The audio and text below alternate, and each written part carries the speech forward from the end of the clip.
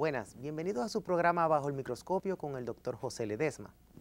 Hoy en día, en nuestra búsqueda de temas interesantes para usted, tenemos a la licenciada Xiomara Aquino, nuestra compañera, y a nuestra colega y amiga, la doctora Arelis Batista, quien es médica internista infectóloga.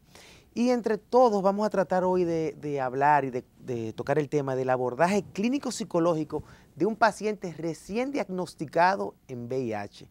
¿Cómo sabemos cuando un paciente se acaba de diagnosticar como VIH positivo? ¿Cómo podemos saberlo? Entonces, doctora Arelis Batista, bienvenida a su programa Bajo el Microscopio.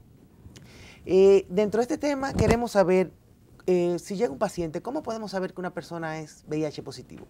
Bueno, buenas. Gracias por invitarme, José.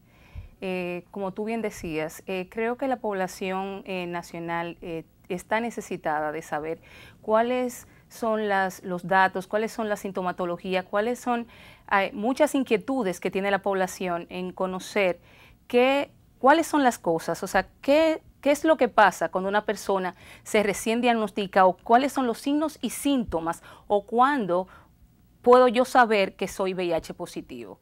Entonces, para recordarle que creo que la mayoría de la población sabe que una persona que es VIH positivo es aquella que ha adquirido el virus. Entonces, ¿cómo yo hago el diagnóstico? O sea, ¿cómo se hace el diagnóstico de una persona para saber si es VIH positiva? Bueno, se realiza por medio de una prueba. Simple y llano, una prueba de VIH que se toma una cantidad de sangre y se analiza en el laboratorio. Esto es, claro, tiene que tener la participación de la persona de saber si realmente quiere realizársela o no, o sea, un consentimiento informado. Y esto tiene que ir acompañado de una consejería o un acompañamiento tanto antes de realizarse la prueba o después que se realiza la prueba.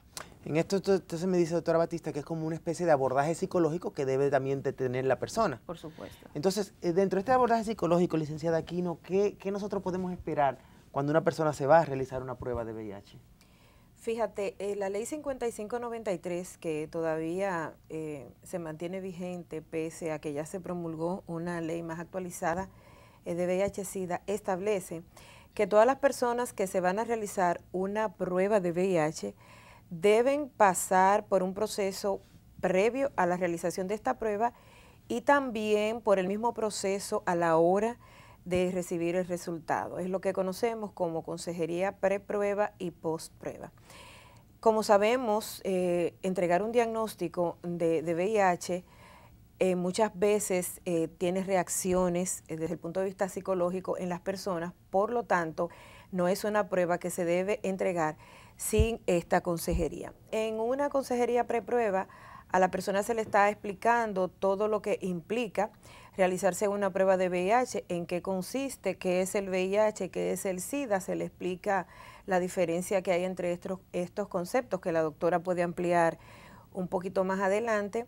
También se verifica un poco cuáles son los factores de riesgo que tiene una persona de adquirir el virus del VIH, como tener relaciones sexuales sin protección, tener relaciones con más de una pareja, algunas prácticas sexuales que también son de alto riesgo. Todo esto se evalúa en esa consejería preprueba y, como decía la doctora, se firma un consentimiento informado. Este consentimiento informado es físico, es un documento que se le entrega donde la gente firma, no es verbal. Y esto pues se le anexa a la indicación de la prueba como una manifestación de que la persona estuvo de acuerdo con realizarse algo que se vive violando constantemente en nuestro país, básicamente en laboratorios y clínicas privadas, porque en los servicios de salud pública pues esto está mucho más organizado. Lógicamente, para la entrega de resultados, independientemente de que sea positivo o negativo, también se hace a través de este servicio de consejería. En el caso de que la persona resulte negativa, pues se hace un trabajo de prevención, porque el hecho de que una persona resulte negativa a un momento determinado, si no hace los ajustes en su vida, pues lógicamente puede en otro momento adquirir el virus del VIH. En el caso de que a la persona se le entregue una prueba positiva, lógicamente vamos a tener que manejar esta reacción que no está previamente definida. Se puede reaccionar de diferentes formas, llorando o quedándose en un mutismo, o sea, la persona no habla, puede incluso intentar suicidarse, incluso dentro de la misma consejería. O sea, son muchas las situaciones que se pueden dar. Entonces, lógicamente, la persona que ya está entrenada sabe cómo manejar estas reacciones, tratar de controlarla y pasar entonces a darle todas las informaciones que se requieren para una persona que se le esté entregando la prueba positiva, de dónde acudir, qué cosas hacer, y ya todo ese proceso de acompañamiento que es en el tiempo ya, después que recibe el diagnóstico. Muchísimas gracias, pero quiero una pregunta. ¿Cualquier persona puede hacerse una prueba de VIH? O sea, a veces no sabemos si es, como bien la licenciada aquí nos explicó, personas que han tenido relaciones sexuales sin protección, o que tienen múltiples parejas, o que están expuestos porque son usuarios de drogas endovenosas, o han recibido... O sea, cualquier persona que necesite o puede irse a hacer una prueba. Como bien explicaba la licenciada Aquino, existen factores de riesgo. Como una persona que piense y que esté seguro de que no ha estado, o sea, de que ha tenido una relación riesgosa, vamos a suponer una relación con una pareja que no era de su conocimiento, no tuvo las precauciones debidas, como es el uso de preservativo en el caso de una relación sexual, donde conocemos que una de las fuentes principales para tú adquirir el virus del VIH debe de asistir a un lugar, a un centro de salud para solicitar una prueba de VIH. Y doctora Batista, una pregunta. Sabemos, acabamos de escuchar cómo es el abordaje psicológico, pero ¿qué manifestaciones nosotros podemos ver así en una persona que recién está diagnosticada? Sabemos que existe un lema que dice que el VIH no se ve en la cara, pero también entendemos que VIH y SIDA es diferente. ¿Usted nos puede decir exactamente qué sería el VIH y qué sería el SIDA? Oh, claro, por supuesto. O sea, cuando hablamos de VIH, que una persona es VIH positiva, que siempre ese es el término que se utiliza siempre a nivel de lo que es la población general, es aquella persona que ha sido expuesta al virus del VIH. Vamos a poner un caso y un ejemplo que es el mejor ejemplo que podemos dar. Cuando yo, siendo una mujer, tengo una relación riesgosa con una persona o tengo una relación riesgosa con una persona del sexo opuesto, no utilicé preservativo y esa persona era VIH positiva y yo adquiero en esa relación o en esas relaciones el virus del VIH, yo soy una persona con VIH positivo. No quiere decir esto que yo tenga SIDA. ¿Cuál es la diferencia de SIDA y la diferencia de tener el VIH? Como acabo de decir, o sea, yo tuve la relación con una persona VIH positivo, adquiero el virus. No necesariamente tengo que tener los síntomas ni signos de la enfermedad, que es lo que caracteriza el síndrome de inmunodeficiencia adquirida o SIDA. Es cuando ya yo tengo las infecciones que caracterizan a una persona con SIDA.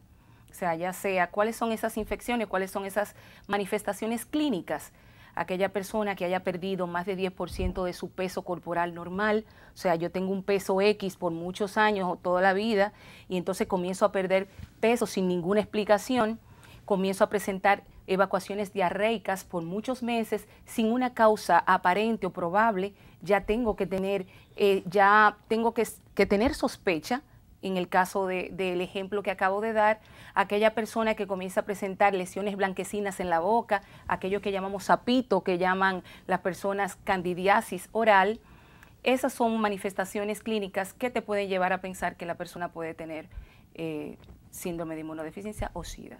O sea que cuando una persona, podemos decir que ha tenido una relación riesgosa, que quizás en un momento puede ser, como bien la doctora dice, con personas de sexo opuesto o de su mismo sexo, porque no diferencia el sexo. Es claro que no diferencia sexo, eso es importante decirlo. Y entonces puede tener estas manifestaciones como pérdida de peso, un dato importante que te quería dar, a veces como es importante saber, el virus del VIH es un virus que es muy inteligente, o sea, para que la persona lo sepa. Por eso es que debemos de tomar en cuenta cuando tenemos la sospecha de que estamos en riesgo de buscar ayuda y de nosotros realizarnos una prueba.